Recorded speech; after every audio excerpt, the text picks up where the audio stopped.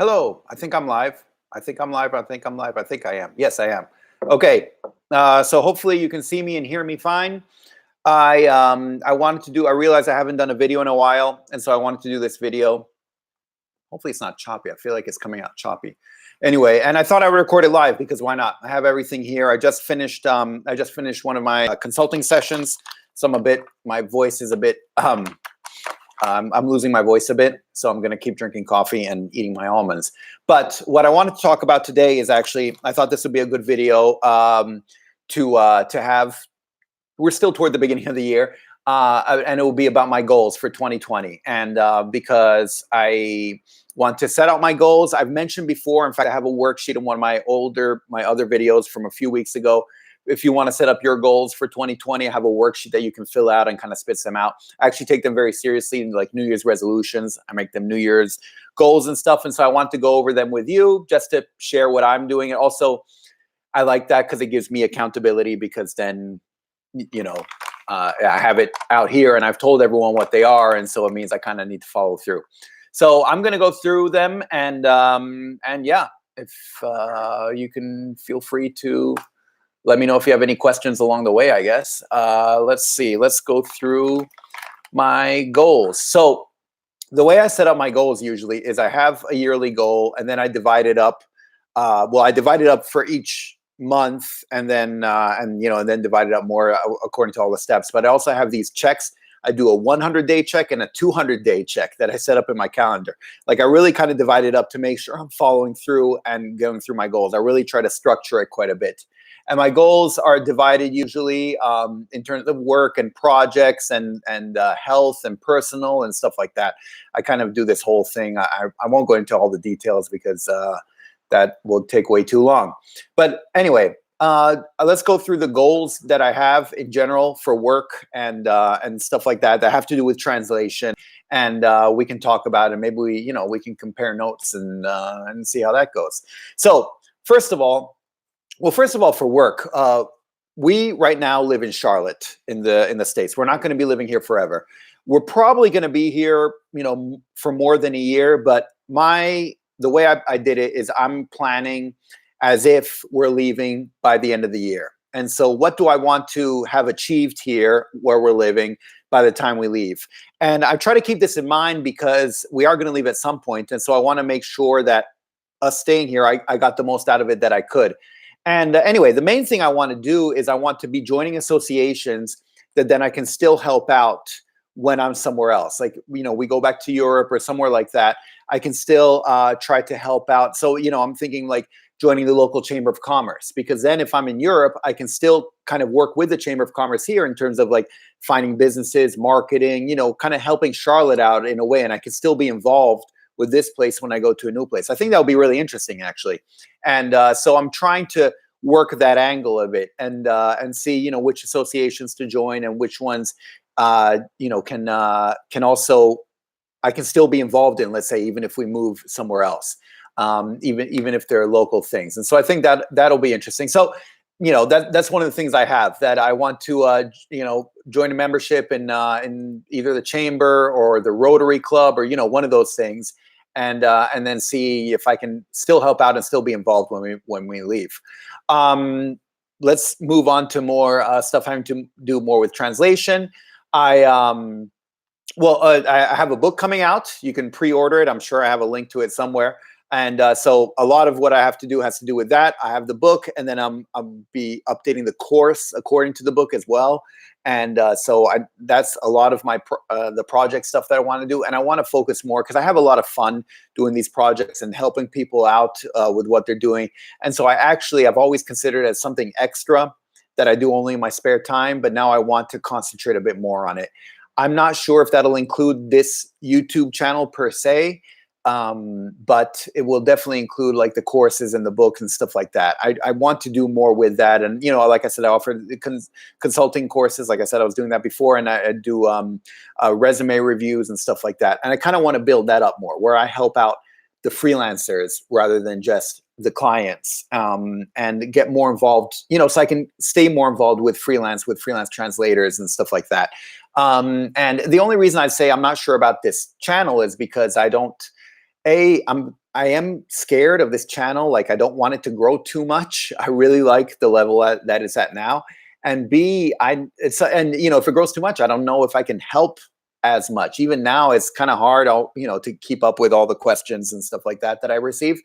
And B, it's I don't I don't know how to say this, but basically, if someone pays, for something, for the course or for the book or for whatever it might be, I know they're serious. I know they will actually follow through and they're taking it seriously. But a lot of people who watch these videos are serious, obviously, but I don't know who is and who isn't. And a lot of people, I could spend a lot of time with people on these videos and then nothing comes of it. And so I don't want to, and that's kind of risky. And I have spent a lot of time chatting with people or replying to their questions and something, and then I don't know, and then that's the last I hear from them. So who knows? Maybe it worked out or maybe not. In fact, for many times I know it hasn't. But it and so I really do want to find ways to focus where I can be, help the most. And I help the most with people who are serious about wanting to be helped. Anyway, but I do want to do that because I really like those projects, and so I kind of want to find a way to make them more sustainable and have them work out more in the long term. So anyway, I'll be concentrating on those. What else do I have? And the consulting itself, I really do like the consulting, the one-on-one consulting that I can provide, and I want to keep doing that and keep doing more. And so I have a goal where I want to have at least one consulting client per day. That's my goal. So we'll see how that goes. And later, by the way, what I do is I set up all these goals. And then once I'm done with the goals, I have because I read this book called 10 times 10, whatever it is, by Grant Cardone. So I take all the goals that I have and I do times 10, which really complicates my life. But anyway, we'll get to that later. Then, so with the translations in general, I've decided I want to. Well, I don't know. I want to expand. I keep saying this, that I don't want to work with agencies anymore and only with end clients. But quite frankly, I like working with agencies quite a bit. So we'll see how that goes. But I do want to concentrate more, if I want to be professional, do it more with end clients. And so that's the new clients that I'm going to target. And along those lines, basically, I have this program that I'm using to kind of get email addresses and that I can cold contact for a bunch of end clients in different places, different countries, different industries, stuff like that. And I want to build that up a bit more. And so that's what I'm going to be doing from the translation standpoint. And I see Blue Sky says, my New Year's resolution is to decorate my house more for Christmas and Halloween. Well, good. You're getting a head start for that. Don't you still have your decorations from Christmas up? Probably not anymore. Just leave them up, or get Halloween and ready, and then Christmas, and then I'll be good. Sorry, I'm eating my almonds. Anyway, and I know I take my New Year's resolutions so seriously, and I know other people find that annoying, like my wife, but I don't know. It helps me, at least the way my mind works. If I have these goals and then can divide them up by month, by week, by whatever, it really helps me to show where I'm going. And then when I do my checks, I do them kind of every month, but that 100-day check and 200-day check, then I can reevaluate. I'm like, is this going in the right direction? Is it not? Should I change something and stuff like that? And so yeah, I like to do that. Let's see, what else do I have? Let's see if there's anything interesting. Health. I have a health of 165 pounds, which is, sorry, in kilos. I should know this. I grew up with kilos, but now I have everything in pounds. Yeah, about 75 kilos. So I want to weigh that much, basically. And then I also want to work out, so hopefully get some muscle tone. But yeah, so I probably shouldn't be eating all these almonds. There we go. And other stuff. One thing that I'm shooting for this year is to become a literary translator, which again might be sort of stupid because I don't think they earn all that much money, but it's just been something that I've really wanted to do. And so I've contacted some associations. I want to get more involved and try to push that a bit more and become a translator of books, and I'd love to have a book with, translated by me on it. And that's kind of a different ball game from being a freelance you're still a translator, but it has its own thing. Literary translation is kind of its own little world. And but I'd really be interested in entering into that world. And so that's one thing that I'm going to be shooting for this year. And so, yeah, along those lines, I've joined some associations and I've said I'm available in case anyone's interested. There's also a website called BabbleCube where the people list books that they have to be translated. And so I signed up there and I've contacted some people there. Let's see if any of that works out. But yeah, that'll be awesome if it does. I have Elidio Madeline. Hello, I'm a Spanish translator. I would like to thank you for the content. I also upload content about translation, but in Spanish. Oh, yeah, let me check that out. Yeah, I've so another thing I had in the back of my mind, which I probably won't get to unless I maybe do something with my sister, is to have a channel like this in Italian, you know, because that's my other language. And all of this is in English, but there is obviously a market in Italy for people who are interested in translation and stuff like that. But that would take a lot of effort and all that. So no, good for you. You have something up in Spanish because yeah, that can help a lot. And so yeah, I'll definitely check it out. I'll later. Let me mark it down so I have your name so I can check it out later. Because that's always interesting to have stuff like that. You know, to look at other translator stuff, but also in different languages. I found one in a translator, but she's Japanese, and she talks a lot about translation, but it's all in Japanese, so it's kind of lost on me. She's, I think she's German to Japanese, or maybe she just lives in Germany. I can't remember. Anyway, Blue Sky, my new neighbor, has great houses decorated so beautifully. Got to step up my game this year. You're really serious about your decorations. Well, good on you. Hi, Robert. How are you? Happy New Year. I'm doing well. Oh, yeah. Hi. I'm doing well. And I hope you are too. Happy New Year to you too. Happy New Year to all of you. I'm just going. So let's keep going through my goals then. So what do I have? Yeah, I want to become a literary translator. Oh, and languages. I want to, I mean, you know, that's always a thing. I want to keep learning languages and keeping up with all my languages. Right now, I'm going back, you know, I'm reviewing my Chinese because in about a month, we're going back to Taiwan and I'll be doing stuff there. Seeing my wife's side of the family as well, but also some work stuff. So, you know, before I travel back to Taiwan, I like to, and because I've learned 8 different languages at different levels, and I can't keep them all in my head at the same time. So what I do is whenever I go back to somewhere, like say Germany or Taiwan or wherever it might be, I have a regimen that I get into where I try to, you know, start listening to podcasts again, reading and stuff like that, and try to get the language level back up to what it was once. And so that's what I'm doing now with Chinese. And then once we get back from Taiwan, I'll see what it'll be. But yeah, that's basically it in terms of my goals. And then I do wait, sorry, I would love to see other channels too, but yeah, Japanese not easy to understand if you have no idea like me. Yeah, exactly, same here. And Japanese, I have very little idea, and so it's, yeah, keep it up. It's nice to know the other experience. Yeah, and that's why. So you know, my Spanish obviously isn't one of my native tongues either, but it'll be interesting to follow that. By the way, if you guys are interested in doing channels in your own other languages, I mean, yeah, I think that would be very interesting, you know, to have stuff in like, and it probably exists, or, you know, it's out there like in Arabic or Turkish or Spanish or whatever it might be. But yeah, it's, I'd be an interpreter. Will upload any content regarding interpretation? Yeah.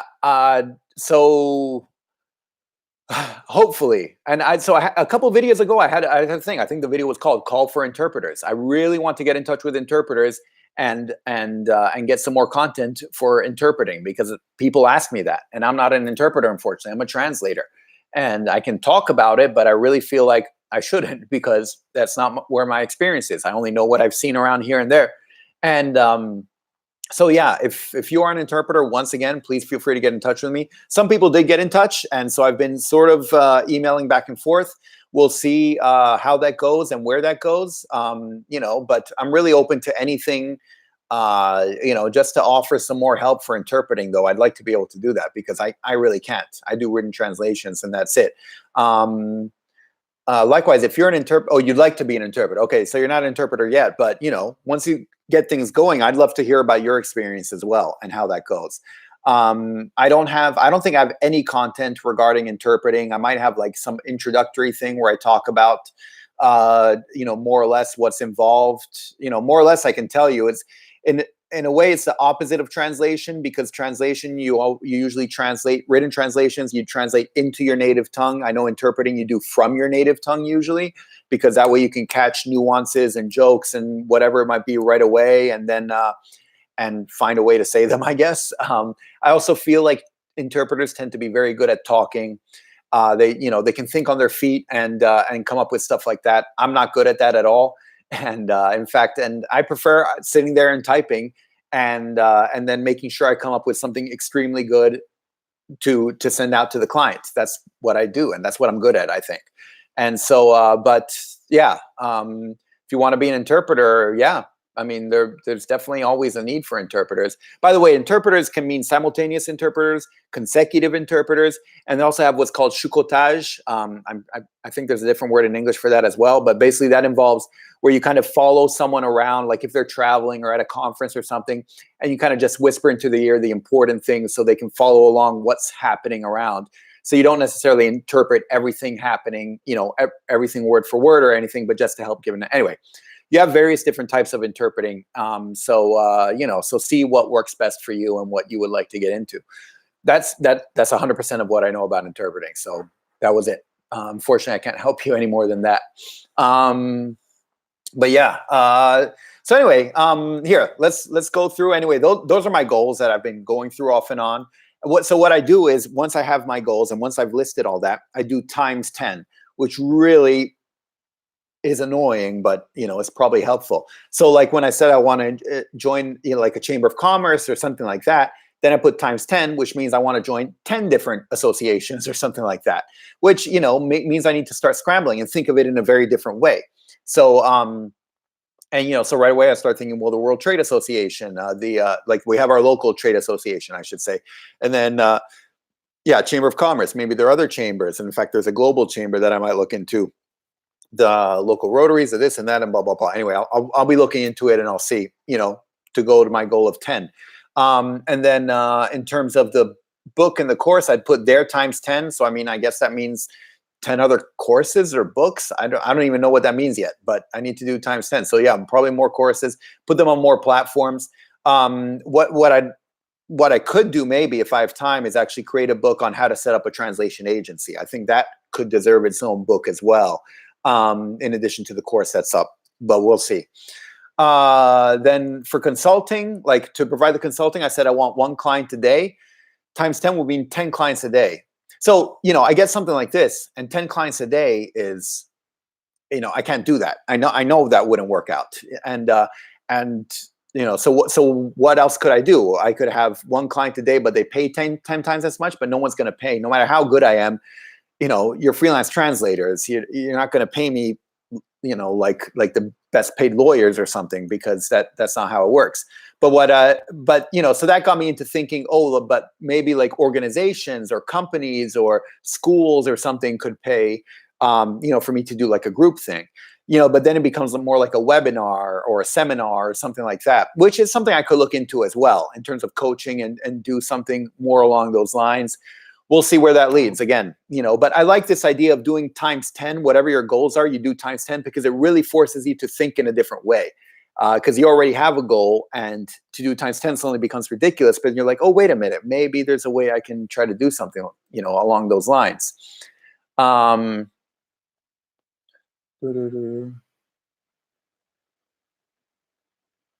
Wait here, just for as you might don't understand Spanish, my videos about translation usually have the word traducción or traductor and blue frame. Hope you like them. For some reason, it says this message is held for review. I'm going to show it. I don't know why it would hold it for review. Then it's important to set goals. I agree with you. Literary translation is a whole new world, the hardest to get into. To say, yeah, and that's my impression. And I've talked to recently when I was in Switzerland, I met a literary translator, and she had translated her first book. And so I was asking her about how she got into it and everything like that. And, she said, because she used to, she did translations like me, and then she wanted to get into it as well. And, she was saying she just kind of found a niche, and she was able to translate it from, this certain like Swiss dialect directly into Italian, which most people can't do. They need to go into German first and then into Italian. And, if you can find your own, like, niche, then it really helps. And so that's kind of what I've been trying to do, because I contacted my local. I'm from the Italian part of Switzerland. I contacted the association there, and with the hope that there aren't too many people who specialize for that area, and who can translate into English and stuff like that. And anyway, so we'll see how it goes. But yeah, literary translation, it is a whole new world, and very hard to get into. Doesn't necessarily pay that well, and you don't necessarily even get all that much recognition, because here it does say who the translator is, but very often the books don't. You have to go inside to see who the translator is, and it on Goodreads, Amazon, it doesn't even say that. You get hardly any recognition either. So yeah, but it's still something I'd really like to do. So it's something that I'll be trying to get into. Look, those are pretty much my goals. And I won't go into too much detail. I've kind of divided it up. So now I have what I'm doing for January for, to achieve these goals. I've divided it up into smaller, more workable things.